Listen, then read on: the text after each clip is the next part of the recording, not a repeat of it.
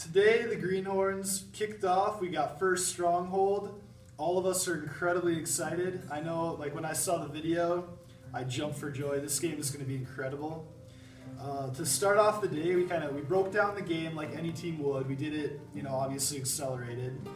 I think we spent about 2 hours breaking down the game. We went rule by rule, word for word from the manual. We all learned the game.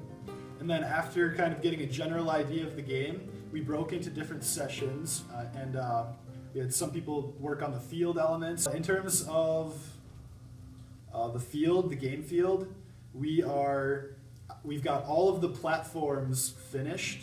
We've got, I think, like 4 or 5 defenses finished on top of that. So we had some people work on our drivetrain, designing it and fabricating it.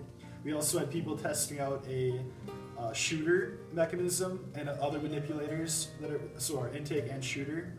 And at the same time, we had people stay back and dig into strategy a little bit more. And so we got a very good understanding of the game. 3 or 4 of us have a really, really good understanding of the game.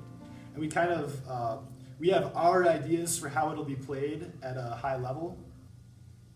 And then after that was all figured out, we continued to work toward the progress on the drivetrain.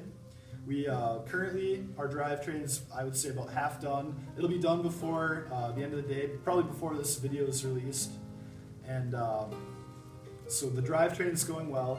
You'll see videos of it later. Basically, it's a tank drive, West Coast drive. The wheels are on the outside, they're cantilevered. We've got 8-inch pneumatic wheels. And we're also doing something interesting to deal with the rock wall.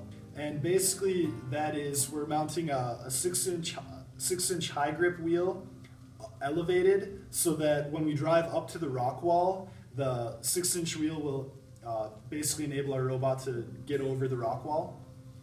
We see that as being the most difficult obstacle to get over for the drivetrain.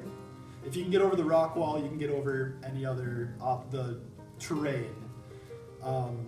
And then in terms of lifting up gates and pulling doors, we've got some pretty solid ideas for how to do that. So some of our ideas for lifting up the drawbridge and opening the gate include, so we're going to do like an 1114 type articulating arm intake and shooter all in one. We're going to use a wheeled shooter. We've got some pretty promising prototypes with that.